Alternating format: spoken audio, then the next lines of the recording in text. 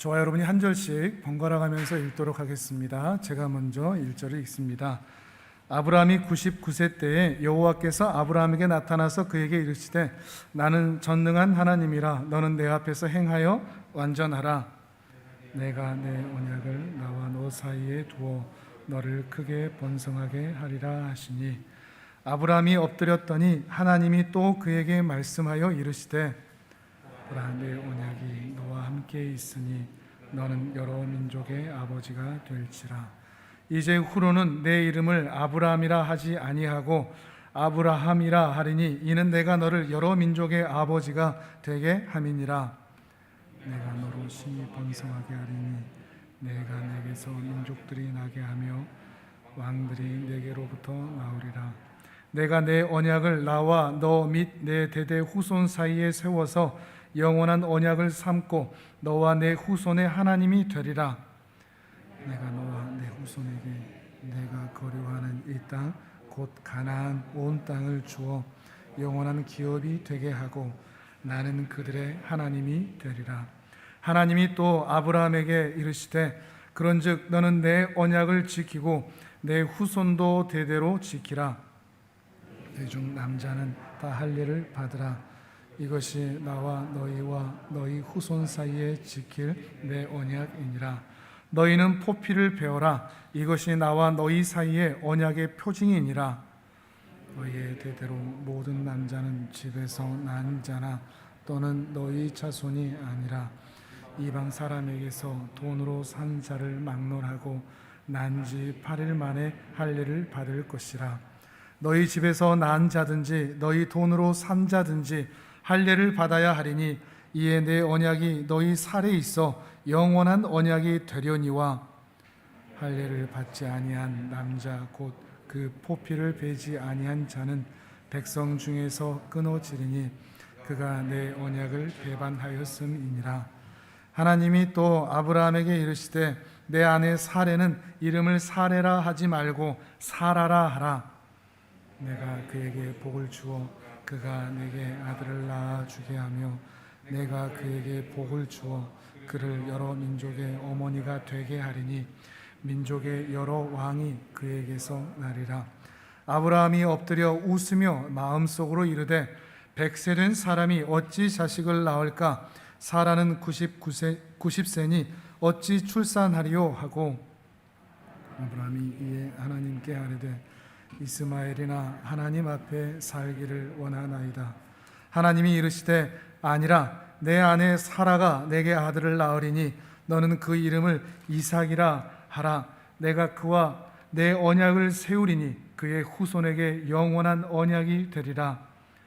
이스라엘에게 대하여는 내가 내 말을 들었나니 내가 그에게 복을 주어 그를 매우 크게 생육하고 번성하게 할지라. 그가 12두령을 낳으리니 내가 그를 큰 나라가 되게 하려니와 내 언약은 내가 내년 이 시기에 사라가 내게 낳을 이삭과 세우리라. 하나님이 아브라함과 말씀을 마치시고 그를 떠나 올라가셨더라. 아멘.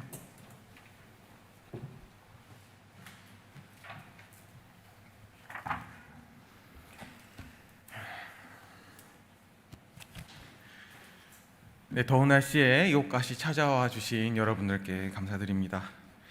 오늘은 아브라함에 대해서 이야기해 보려고 합니다. 오늘 이야기는 여러분이 다 아신 이야기고 또한 제가 요즘에 말을 자꾸 더듬어서 아주 천천히 하려고 하니까 이제 허리띠도 좀 푸시고 이제 옆 사람 안 보이게 신발 좀 벗으시고 편하게 이제 주무시면서 경청하시면 되겠습니다. 제가 좀 잘생기면 계속 제 얼굴 보고 참으라 할 텐데 저도 양심이 있어서 그렇게 할 수 없을 것 같습니다. 한결아 넌 자면 안 된다. 넌 자면 안 돼. 네, 오늘 아브라함의 이야기를 해보려고 합니다. 그리고 이 가운데서 우리가 예수님을 믿는 그 믿음과 우리의 삶의 관계, 정확히 말해서 우리의 믿음의 어떤 불완전성과 하나님의 신실하심에 대해서 이야기해 보려고 합니다. 아브라함은 많은 사람이 알고 있듯이 유대 민족의 시초, 아버지라고 불립니다.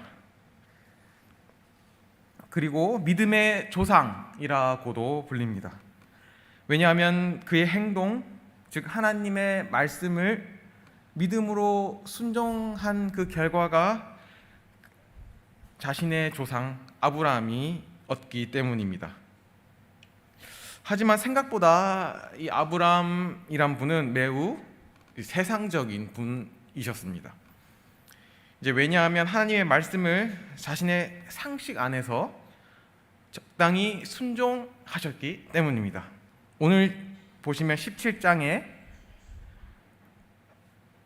하나님께서 아브라함에게 다시 나타나셔서 이제 할례, 이제 포경 수술에 대한 약속을 하시는 장면입니다.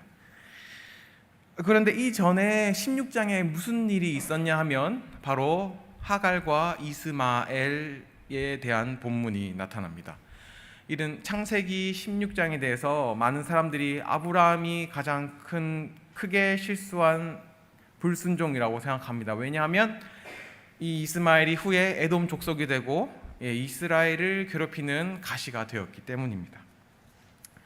그러나 아브라함의 이야기는 이렇게 단편적으로 이 16장의 어떤 잘못에 대해서만 말할 수는 없습니다. 12장, 우리는 이것을 알기 위해 12장 1절부터 알아야 합니다. 12장 1절 말씀입니다. PPT를 띄워드릴 텐데 제가 읽도록 하겠습니다. 여호와께서 아브라함에게 이르시되 너는 너의 고향과 친척과 아버지 집을 떠나서 내가 내게 보여줄 땅으로 가라 라고 하십니다. 어떻습니까? 고향과 친척과 아버지의 집을 떠나라고 하십니다.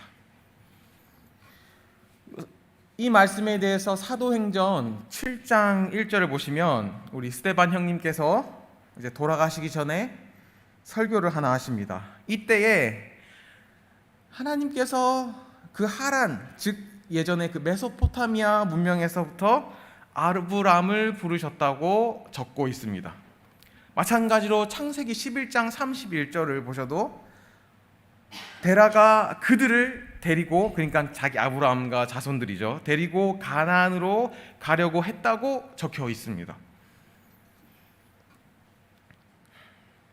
결국 아브라함의 가족만 갔다는 것이 아닙니다.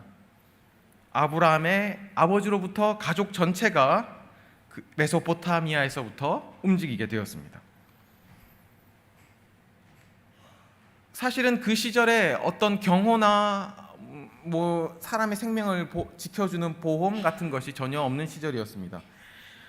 어떤 세콤 같은 기업이 사람을 지켜주지도 못하고요. 그래서 자신의 가족을 자신이 지키기 위해서 자기의 병사를 키우고 사람을 키우고 가지고 있어야 되는 시대였습니다.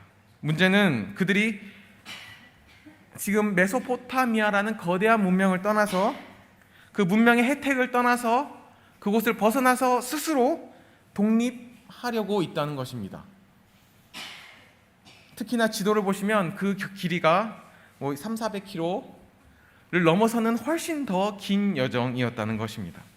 그렇기 때문에 무엇이 필요한가요? 자신의 재산과 목숨을 지키기 위해 긴 여정에는 많은 돈과 많은 사람들이 필요했을 시기였습니다. 이런 조건들을 볼 때에 아브라함이 가장 쉽게 선택할 수 있는 것은, 가장 합리적으로 선택할 수 있는 것은 아버지를 떠나는 것이 아니라 아버지와 함께 나가는 것이었습니다. 그리고 또 신기한 것은 아브라함에게 보여주실 땅과는 상관없이 데라가 그들을 가나안으로 데려가라고 했다는 것입니다. 이 창세기 11장 1절을 보시면 여기서 데라가 가족들을 데리고 나갈 때에 그의 아들 아브람을 부여잡고 나갔다라고 이제 번역되는 것이 조금 더 원문에 맞는 표현입니다. 결국은 어떤 의미에서 아브라함의 본인의 의지가 조금은 아니었다라는 뉘앙스가 담겨 있습니다. 결국 이대로 살펴본다면 아브라함은 단지 그 고향만 떠났던 것입니다. 이 12장에서부터 아버지 집도 친척 집도 떠난 게 아니었습니다. 이것은 아브라함 본인의 생명을 위해서 어쩌면 당연한 행동이었습니다. 동시에 이제 창세기 12장 2절을 보시겠습니다. 내가 너로 큰 민족을 이루고 내게 복을 주어 내 이름을 창대하게 하리니 너는 복이 될지라 라고 있습니다. 사실 아브라함은 현재 아들이 없습니다. 그는 아들이 없기 때문에 하나님께서 주실 그 민족, 12장 2절에 나올 그 민족, 자기 자손을 위해서 양자나 혹은 상속자가 될 친척이 필요하기도 하였습니다. 이렇듯 하나님께서 아브라함에게 말씀으로 영광을 보이셨지만 아브라함은 철저히 그 세상의 논리, 생명의 논리를 따라 명령을 순종합니다. 그러니까 어느 의미에서는 온전한 순종이 아니었습니다. 다시 말하면 본인 위주의 말씀 순종이었죠. 믿음의 조상이 처음부터 이런 모양이었습니다. 하지만 하나님께서 그를 내버려 두시지 않았습니다. 아버지 데라가 하란에서 죽자 그곳에서 잘 살고 있던 아브라함을 하나님께서 데리고 나가십니다. 네, 그게 오늘 12장 1절에서부터 시작되는 본격적인 이야기인데요.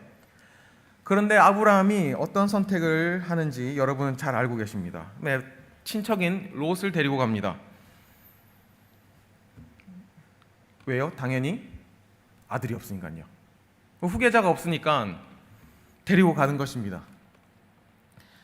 그래서 하나님께서 아브라함을 벌 주셨습니까? 전혀 벌 주지 않으셨습니다. 용인해 주시고 기다려 주셨습니다. 마치 아브라함의 아버지인 데라가 하란에서 죽은 것처럼 하나님께서 그 상황 가운데 자신의 말씀을 이뤄 가시는 중이십니다. 자, 이제 그가 가나안 지역으로 들어갑니다. 하나님께서 나타나셔서 그 땅을 주시겠다고 하셨습니다. 그래서 그가 거기서 제단을 쌓고 하나님의 이름을 불렀습니다. 그런데 보십시오. 누군가 여러분에게 하나님처럼 이 땅을 너에게 주겠다라고 말한다고 해보십시오. 만약에 그 땅을 주겠다는, 그 부동산을 주겠다는 사람이 그 땅의 주인이라면 우리는 정말 주겠구나, 기쁘겠다 생각할 것입니다. 그런데 그분은 신이시지만, 하나님이시지만 어떤 의미에서 땅 주인은 아니셨습니다. 그 땅은 주인이 현재 있었고 다른 민족들이 차지하고 있는 땅이었습니다. 사실 그렇게 말씀하시면 땅을 주실 재물까지는 아니시더라도 요 앞뒤 상황 좀 정리해 주셔야지 우리가 믿음이 가고 좀 그렇구나 할 텐데, 12장 10절 보십시오. PPT를 보시면 이제 12장 10절 말씀입니다. 그 땅에 기근이 들었으므로 아브라함이 애굽에 거류하려고 그리로 내려갔으니 이는 그 땅에 기근이 심하였음이라.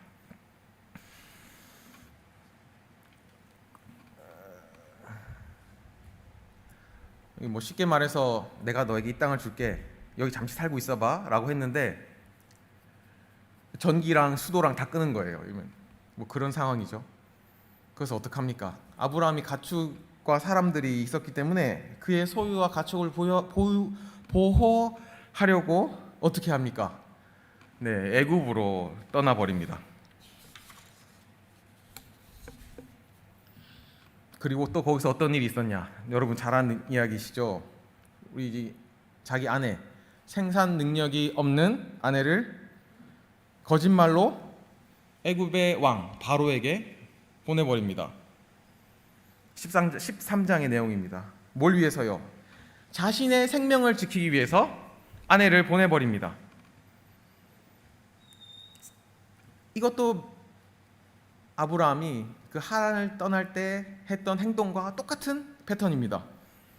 순종은 순종인데 나의 상식 안에서, 나의 생명 안에서 하는 것이 바로 아브라함의 모습입니다. 하지만 이 행동은 아브라함에 있어서 자신의 민족을 주시겠다 하는 그 약속을 지키는 것의 한 방편이기도 했습니다. 하나님께서 내게 큰 민족을 주신다 하셨으니까 이제 아내는 내 아이를 낳을 수 없고 당연히 내가 낳아서 내 씨를 뿌려야 되니까 그래야지 내 상속자가 생기니까 나를 지키는 것이 곧 자기의 민족을 하나님의 약속을 지키는 것이 되었습니다. 그런 의미에서 여기까지가 아브라함의 믿음의 수준이었습니다. 그래서 바로에게 죽지 않기 위해서 자신은 나름의 믿음으로 후손을 낳을 능력이 없는 아내를 버리고 자신을 보존했습니다. 이게 창세기 12장 12절에서 13절까지의 말씀이었습니다. 그런데 여기서 재미있는 것은 하나님께서 하신 약속들이 단순히 자손만이 아니었다는 겁니다. 12장 3절 말씀입니다. PPT 넘겨주시면 됩니다. 너를 축복하는 자에게는 내가 복을 내리고 너를 저주하는 자에게는 내가 저주하리니라는 명령을 약속을 또한 주셨습니다. 결국 이집트 왕이 첩으로 그 아내를 데려가자 바로가 자신은 솔직히 하나님과 그 자신을 누이라고 했던 그 아브라함 앞에서 정직했습니다. 양심적으로 행동했어요. 그리고 그 누이를 데려갔을 때 그에 합당한 대가를 지불해 주었습니다. 근데 어떻게 돼요? 여기서 누구만 독박을 쓴 거냐면 바로 왕만 독박을 쓴 겁니다. 왜요? 하나님의 약속 때문에. 결국 어떻게 됩니까? 자기는 잘못한 것이 없는데 아브라함의 그 신 때문에, 아브라함의 하나님 때문에 자기만 손해보는 연출로 끝나버립니다. 아브라함은 속은 탓을 이제 그 순간에 속은 탔을 줄 몰라도 결국은 어떻게 됩니까? 재산은 불려서 나갑니다. 개꿀이죠. 아내와 사이는 많이 안 좋아졌을 거라 생각합니다. 그는 자신의 생명을 위해서 하나님이 말씀하신 약속의 땅을 떠났을 뿐만 아니라 자신의 생명과 자신의 생각으로 정해놓은 후계자, 그러니까 모르죠. 아무튼 사라는 아니라는 말입니다. 그렇기 때문에 아내를 내어주는 아주 합리적인 조상이었습니다.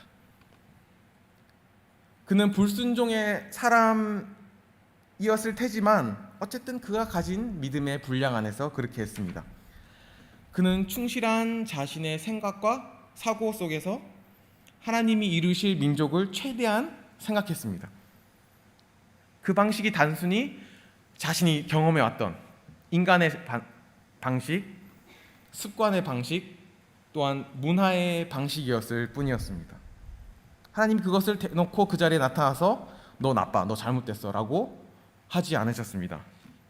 그러나 사실 기뻐하시지도 않았습니다. 그 이유는 이제 그 다음에 나옵니다.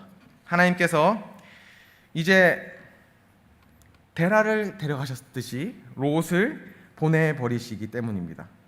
이제 그들이 이집트에서 기근해서 살아남았습니다.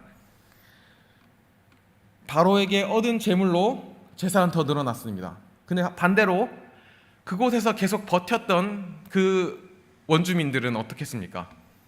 당연히 축소됐겠죠, 재산이. 결국은 그 주의 세력보다 더욱 강해져서 다시 그 땅으로 돌아오게 된 겁니다. 그러니 이제부터 당연히 자신이 사는 곳에서 자신의 소유가 쉽게 불어날 수밖에 없게 되었습니다. 창세기 13장 6절 말씀입니다. PPT 틀어주시면 되겠습니다. 그래서 같이 있던 롯의 소유도 어떻게 됐습니까? 더욱더 많아져서 이제 그 친척이 되는 아브라함이 롯을 많이 아끼고 지원해 줬다는 것이 여기서도 드러납니다. 왜냐하면 그 롯이 자신의 후계자가 될 가장 유력한 사람이었기 때문입니다. 자, 이런 분위기 속에서 이제 롯이 기고만장해집니다. 결국 이제 다음 절입니다. 13장 7절입니다. 그러므로 아브라함의 가축의 목자와 롯의 가축의 목자가 서로 다투었다라고 합니다. 그러니까 롯은 종들에게 이렇게 말했을 겁니다. 야 대충 해. 아브라함 종 있어도 거기 가서 먹여도 돼. 왜냐면 어차피 다 내 거 될 거니까, 후계자 내가 될 거니까 그렇게 해도 괜찮아라고 했을 겁니다. 결국 농업이 없는 세계에 목축은 생계의 수단이었고, 결국 같은 편끼리 분란이 일어나면 좋은 것은 그 주위에 있는 원주민들이었습니다. 그러니까 결국 13장 7절에 하는 말은 13장 7절에 보시면 가나안 사람과 브리스 사람도 그 땅에 거주했다라는 멘트를 남깁니다. 이게 그 말입니다. 결국 아브라함과 롯의 사이가 나빠지는 틈을 다 언제든지 그들의 땅과 그들의 소유를 빼앗을 기회를 노리고 있었다는 것입니다. 이제 롯의 심증을 파악한 아브라함은 후계자보다는 일단은 자신의 가족들과 안전을 위해서 롯과 떨어지려고 합니다. 그러나 그에게 먼저 롯에게 선택권을 주는 것은 아브라함이었습니다. 이렇게 자비를 베푸면서 롯아, 내가 너를 아끼고 사랑한다라는 것을 계속 보여주는 것입니다. 이렇게 하면 롯도 좀 생각이 있는 사람이라면 아브라함에게 그렇게 멀리 떠나지 않을 텐데 그렇지 않습니다. 결국 물이 넉넉한 소돔과 고모라로 가버립니다. 여기서 13장 9절에 여호와의 동산이라는 표현이 나옵니다. 이것이 바로 에덴, 즉 기쁨의 동산이라는 뜻입니다. 여기는 애국과 같이 비옥한 토지가 있는 곳이었는데요. 롯이 자신의 재산과 자신의 사람들을 지키기 위해선 최상의 터전이었습니다. 그는 아브라함을 통해서 불린 재산을 가지고 이제 아브라함을 떠납니다. 그가 이렇게 한 이유는 자신의 생명과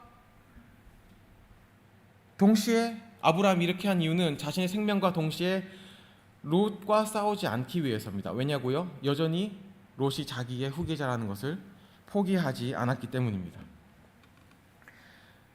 같이 있는 것이 중요한 것이 아니라 자신과 하나님의 말씀, 그 말씀이 이 롯을 통해서 이루어질 수 있을 것이라는 그 자신의 믿음의 고백이 있었기 때문입니다. 그래서 자신의 생명도 중요하지만 동시에 롯의 생명을 유지하는 것도 중요합니다.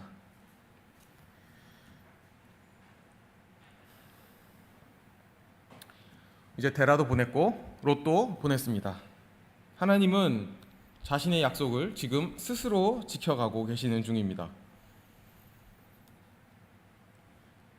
아브라함은 자신의 믿음의 분량에 따라 일을 했지만 그 약속을 지키시는 분은 바로 하늘의 아버지이십니다. 하나님께서 스스로 그의 말씀을 완전하게 하고 계십니다.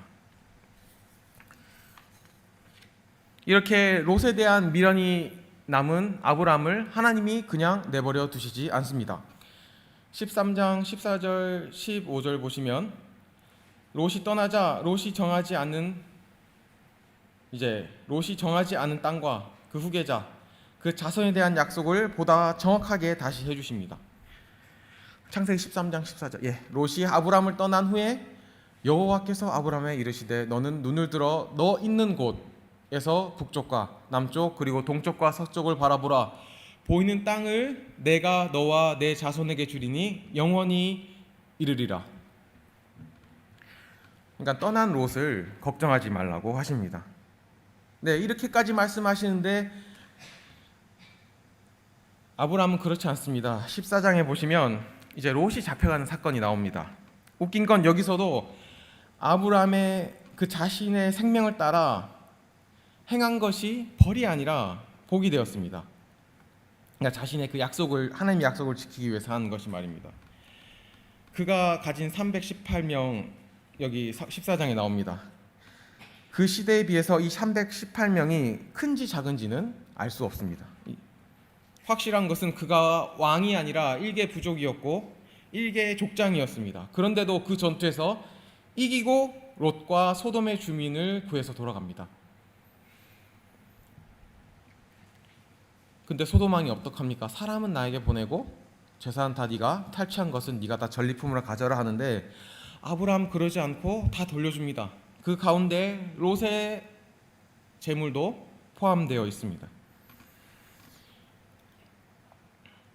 아브라함은 이것이 자신을 위한 행동이 아니라고 말하고 있는 겁니다. 왜냐하면 그 가운데 있는 후계자, 잠정적 후계자 롯에 대한 행동이었기 때문입니다. 보통 이쯤 되면 이쯤 되면 롯이 좀 괜찮은 사람이라면, 괜찮은 사람보다 조금 못한 사람이라도 자신이 처한 공경을 버려두지 않는 이 아버지, 이 큰아버지죠. 큰아버지, 제가 정말 잘못했습니다. 제가 아버지 모시고 앞으로 잘 살게요. 이렇게 할 수 있는데 안 하죠. 그렇게 안 합니다. 그냥 안녕 고마워 하고 끝납니다. 소돔 왕은 이제 그 가운데 소돔 왕만 이제 좋게 되고 롯은 돌아오지도 않습니다. 그러니 이 실망한 아브라함에게 15장 말씀입니다. 바로 15장에 나타나셔서 위로하십니다. 15장 1절 말씀입니다. 이후에 여호와의 말씀이 환상 중에 아브라함에게 임하여 이르시되 아브라함아 두려워하지 말라 나는 내 방패요 지극히 큰 상급이라고 말씀하십니다. 갑자기 왜 방패라고 하시냐면 이제 아브라함은 그냥 족장이었죠. 근데 이 소돔 롯을 구하면서 생긴 이 싸움 가운데서 소위 말해서 아싸였는데 인싸로 등극된 겁니다. 이 지역의 중심 인물로 부각된 겁니다. 그러니까 주위의 사람들에게 정치적인 눈엣 가시가 된 겁니다. 이 밖에서 온 이방인이 말입니다. 결국 이런 상황에서 결국 민족들 가운데 눈에 가시가 됐죠. 근데 결국 후계자는 생기지 않았죠. 롯은 돌아오지 않았습니다. 그래서 하나님께서 하시는 말씀이 내가 너의 방패고 내가 너의 상급이다라고 하시는 겁니다. 근데 이 말씀을 들은 아브라함이 어떻게 합니까?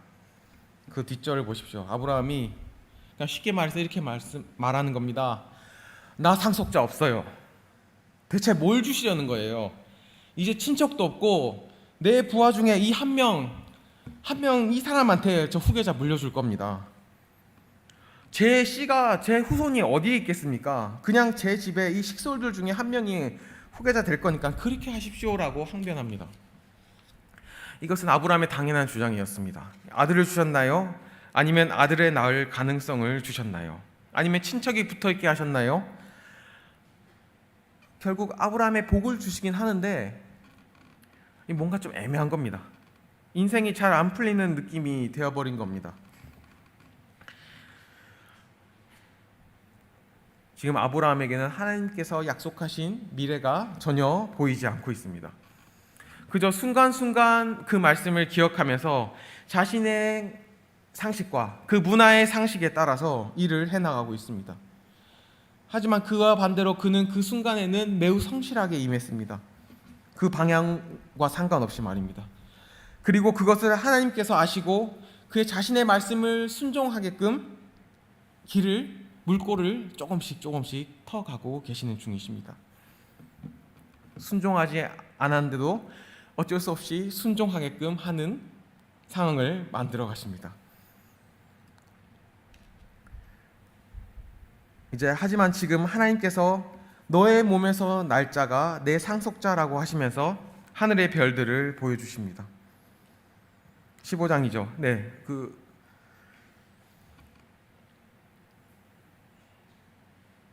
그래 아브라함은 하나님께서 말씀하시는 그 별을 보았고 그리고 그것을 약속의 보증으로 여겼습니다. 예전의 별들은 항상 그 자리에 있었기 때문에 과거의 사람들에게 길잡이가 되어줬습니다.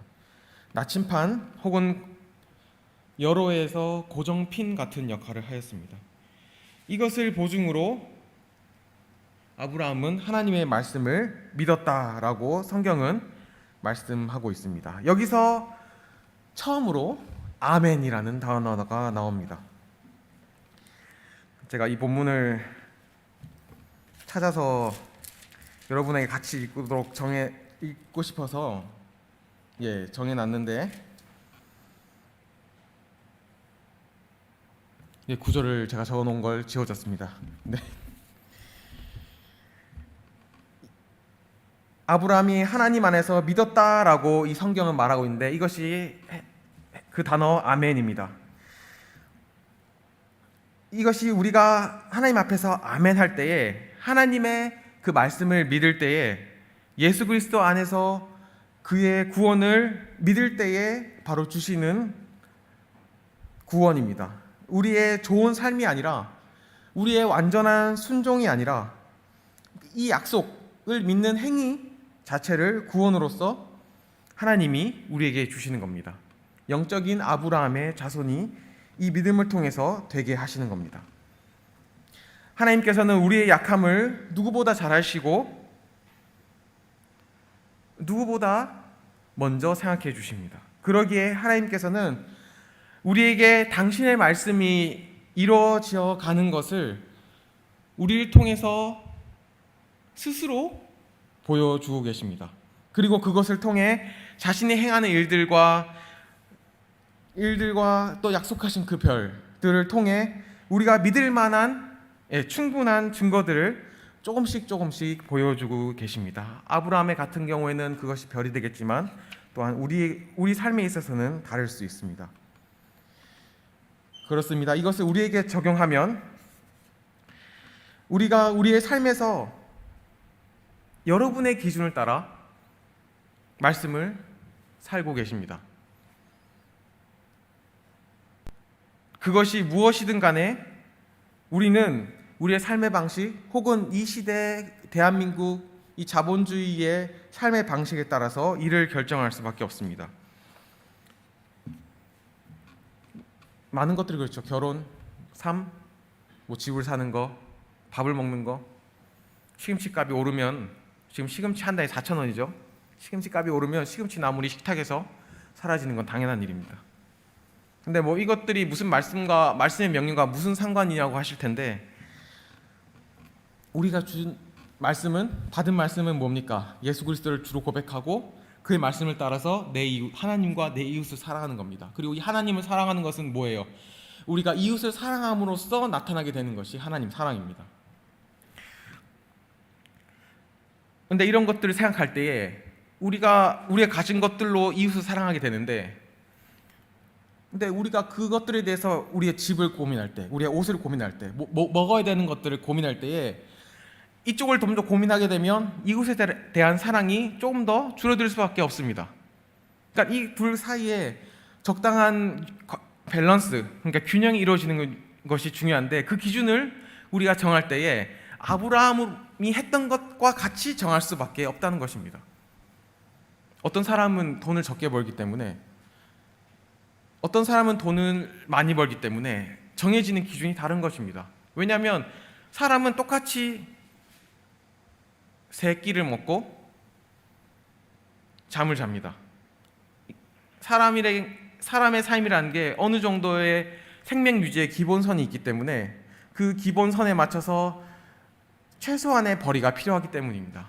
그렇기 때문에 우리는 하나님의 말씀과 우리의 생명 사이에서 언제나 저울질할 수밖에 없습니다.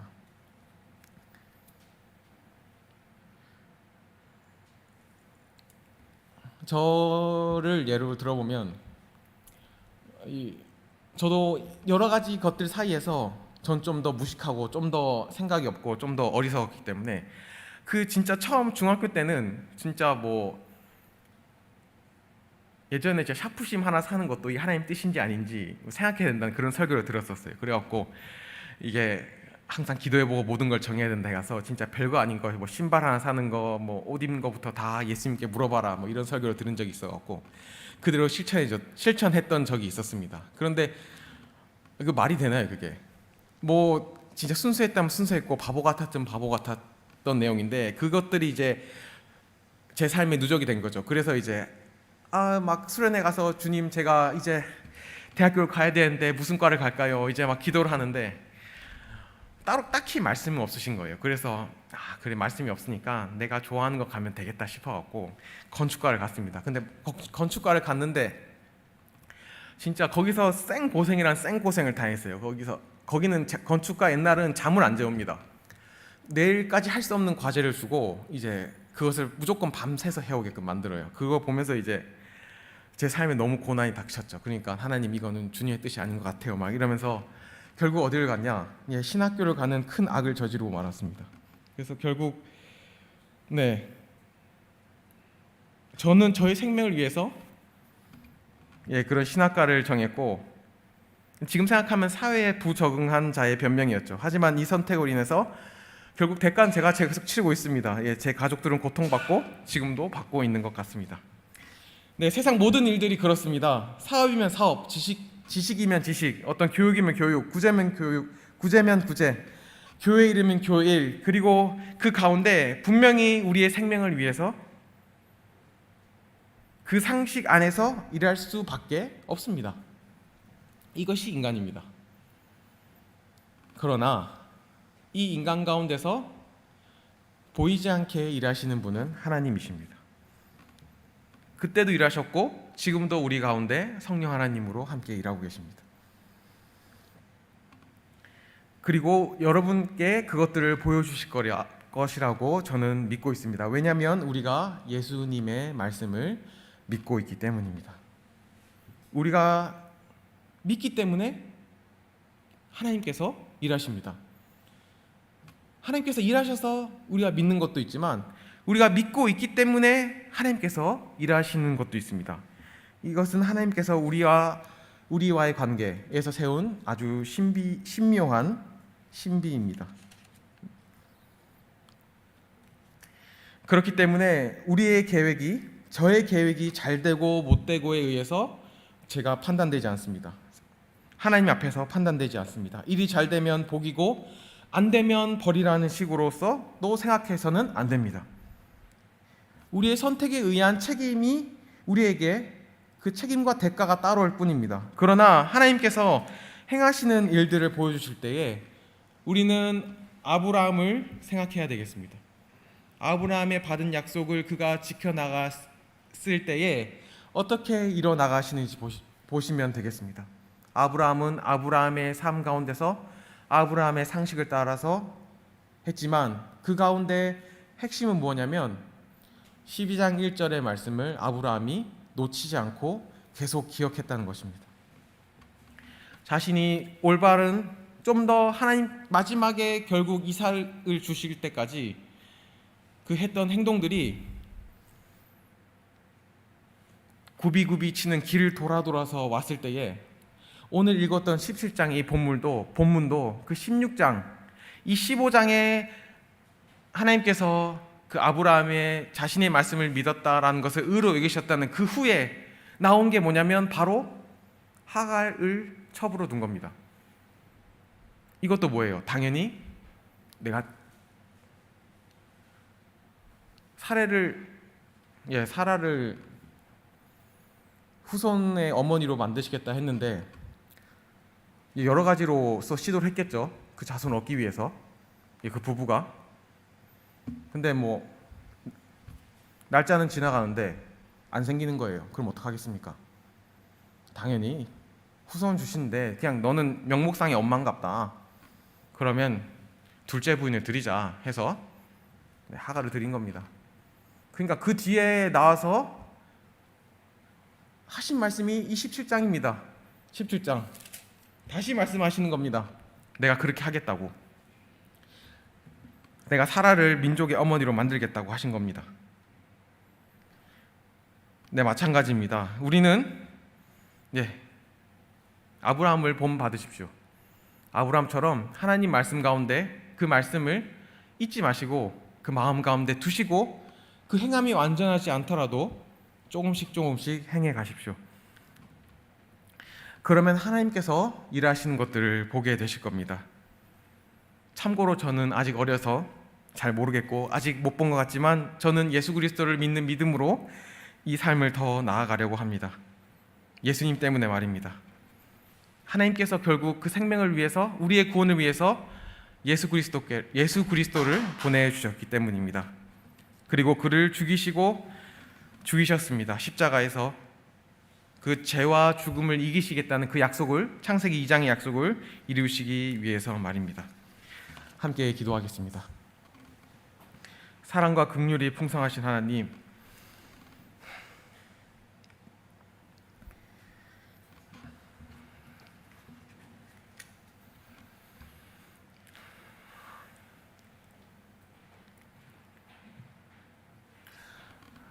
저에게 아브라함의 이야기를 이 성경에 남겨주셔서 감사합니다.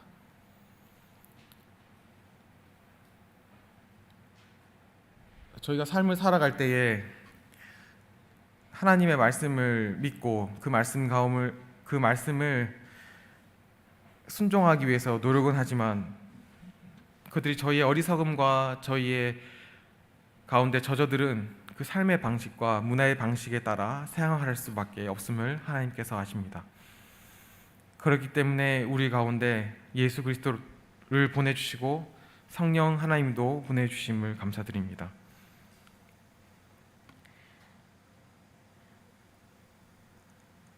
저희가 저희의 삶 가운데 이제 아브라함에게 보여주셨던 것 같이 그 맑은 하늘의 별을 저희가 보지는 못하지만 우리가 그 말씀을 별처럼 밝히 알아서 그 하나님의 말씀을 사랑하는 그 마음을 우리 가운데 주셔서 우리가 불완전하더라도 우리가 우리의 삶을 살아갈 수밖에 없다 하더라도 그 말씀을 쫓아 살아가는 삶을 살 수 있게 도와주시옵소서. 그러기에 우리의 삶에 많은 고난과 역경들을 하나님께서 허락해 주셨습니다. 그 가운데 우리가 예수 그리스도를 향한 소망과 그 희망을 꺼트리지 않고 우리의 착한 행실을 계속해서 이어나갈 수 있게 도와주시옵소서. 그래서 마지막 때에